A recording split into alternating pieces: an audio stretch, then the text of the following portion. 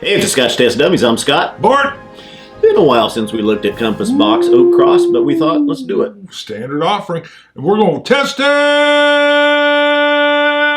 Some people don't like when I yell at you. Compass Box Revisit style.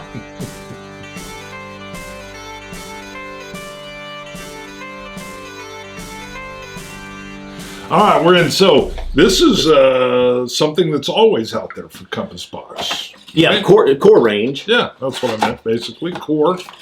So I would say we've been in a struggle lately to find new whiskeys to review.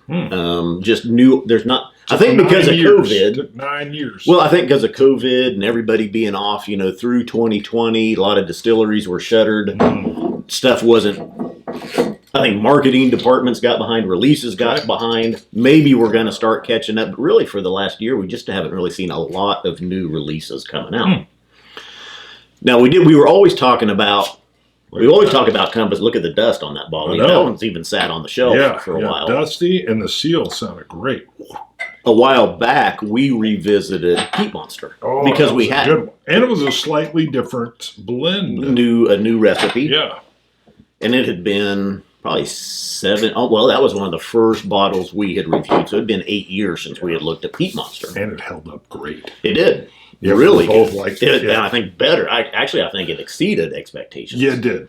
It did. I actually thought, I bet you I don't like this as much as I originally did. I was like, this is unbelievable. I was kind of setting myself up just to be disappointed. Right. Yeah, I was like, okay, it's going to be okay. Not what I remember. So, also from Compass Box, we did this early on. This was actually, I remember, I saw in Whiskey Advocate 9 years ago, a review of Oak Cross, Compass Box, a blended whiskey. It was $50. I remember you talking about that. Yeah. And it got like a 92 from Whiskey Advocate. Yeah, so I'd seen that too. In Whiskey Advocate, when we had it in the back, they would do those little reviews. Well, and I would hazard a guess this was even purchased back then before Peat Monster was. I think this was the first Compass box that I had purchased. And of course, then I was like, that is a good, and it was a blended whiskey. I thought, this is the first Compass box, a blended whiskey. Let's try it. I think we always talk about it. We recommend it a lot, as well. People want to, what's a good blend to get into, which is like a good that. point. American and French oak barrels are in use here. Yeah. So, and that's the Oak Cross. I'll bet you the ABV is going to be a little bit higher. Compass Box does 43% only. I thought I was going to guess 46. Yeah, I thought it was going to be 46. So now the nose is actually a little more subtle than I thought, but I get little citrus notes. I was going to say citrus, vanillas, and oaks. It's vanillas, creamy. A little bit of maltiness on there as well. Not as much as I thought I'd get. I thought it was a good nose that kind of really jumped out of the glass at me, even for just a small pour that you gave me. Come up on the... Well, I didn't know how much you want. Sometimes you get on me. But no, citrus. Look how little that is. Citrus, vanilla, oak. So, yeah. Yeah, citrus, but it's not like jumping out. Then maybe that's just me. Wow. All right. Definitely up front on the palate, strong maltiness, but a lemon, a creamy lemon cheesecake. Ooh, pound cake the finish. Yeah, a little bit. You're right. Pound cake, cheesecake, malty cream finish. Yeah. Wow. Yeah, on the first touch of the open, it's malty. And then the finish is still going on. Lemon cheesecake still. That's really good. Huh. Yeah. Wow. Fuller, richer palate than I expected. I mean, okay, let's say if this was 46, 47%, that's about where the palate is about where I would expect it. When you said 43%, I thought, okay, maybe it's a little weak. I love the finish on this. Yeah, really nice finish, nice palate. It's full, rich, sweet. Yeah, like vanillas, creams. The creamy, fatty cheesecake. Lemon. But you're right, it had the pound cake first, right after the beginning of the finish. The first part had that pound cakeness. Pound cakeness. Pound cakeness. Then it went into the cheesecake-iness. And then finally, back to that malty creaminess. We've got a new lighting set up, so I'm looking over here, just checking it once in a while. Actually, we brought the lights in closer. It's a little harder to see the lens even. Yeah. Usually I can pick it out. Brighter.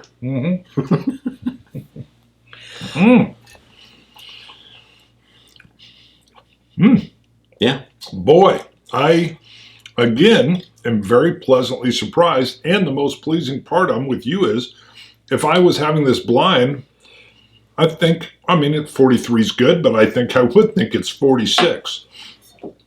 The flavor that comes through is just great. Yeah. Not disappointed here at all. I believe even recommending this still for somebody newer into Scotch or somebody wanting to get into blends. This is one, it's not going to disappoint. No. This is, again, where the blending craft is like a chef bringing different, you might like a seared steak, but when something gets crafted by a chef and brings in multiple flavors, that's what this blending is like. I'm not getting, so a lot of times when it's gone, I drank it. Oh yeah, I just, pow. I didn't even do the water, but you know what? I have no problem with adding a little bit more. My point that I was coming back to this is that what Glazier's doing, John Glazier, is blending in these very layered flavor profiles that remind me of what a good chef will do with a meal. I feel like it's been custom blended. Green apples. Just got some green apples. The finish is still there, and I see kind of what you're saying. Even a little cinnamon on top, a little almost apple pie-ish. Apple pie-ish to go with your... We're into the ishes, baby. A lot of ish flying around. We got a lot of ish. Don't you want a little ish, too? Yeah, this is nice. This is, again, so Compass Box is what opened me up to what blending can be. That it's not just the bottom shelf or the cheaper blends, that it's actually part of a, like I said, a chef's recipe. One of the ones that is not a standard release is their, it's the double single, right? Oh, yeah. That was a special. I know that's where they blended, two single malts. Two single malts. Double single. Double single. Two single malts. I love it. That was a good one. I love that one. I'm not going to go, I wouldn't agree with the 92 anymore. It's still good. I'd go a 90 on it. It's right there at the cusp of good whiskey. I love the finish. I was thinking 89, but it definitely, so I'll just stick 89. It could be a 90. It could be a 90 because of and I'll qualify this, the under-promise, over-perform. If you're looking at this on the shelf, you're thinking 43, blended malt, and if you don't know anything about Compass Box, you're thinking, I don't know. But it is everything it says, malty, toasty, and elegant. Yes, yes, and yes. Now, I don't remember what's the cost. So 8 years ago, this was $50.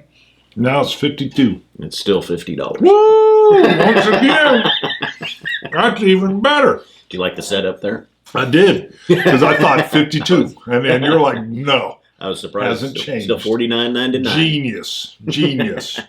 Way to go, John. Yeah. And I don't know John well enough to call him by his first name, but I'm going to do it here on the show. John, you good. That is genius. I would say really Compass. It shouldn't be dusty. We did a lot of Compass boxes early on. We were kind of Compass box fanboys. And so it's like, have we overdone it? Do we give them too much praise lately?